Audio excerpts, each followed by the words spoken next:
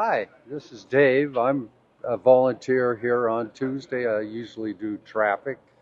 We serve, say, 650 families once a week, and it's just very enjoyable being around the people here.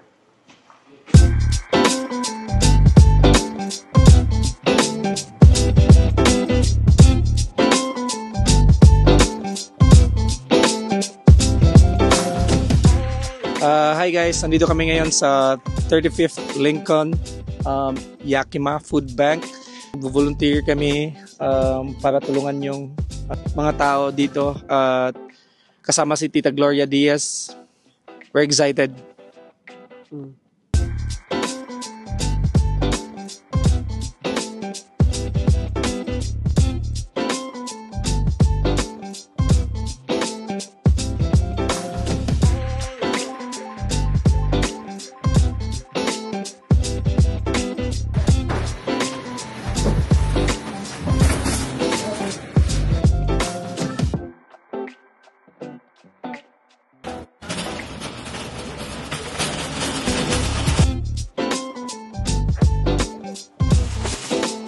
Tita Gloria Diaz here.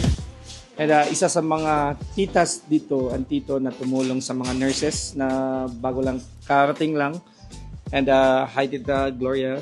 Hello. Hello, Philippines. Ilang years ka na po dito sa Yakima? 23 years. And then, nasaan po tayo ngayon? Yakima din to, food bank. Tatanggap tayo ng mga food donation sa iba-ibang lugar ng Yakima. Tapos binibigay natin sa mga low-income people, yung mga iba na nagkailangan ng food. So binibigay natin like chicken, groceries, water, salmon, mga pasta, bread. And Tita, ano pong message natin sa mga Pinoy, especially sa mga nurses po na gustong pumunta dito sa US? So, pag swerte kayo, punta kayo dito sa Yakima, Washington State. Kasi maganda dito ang mga work sa nurses. And may nagtutulong kami sa mga nurses na nagpunta dito.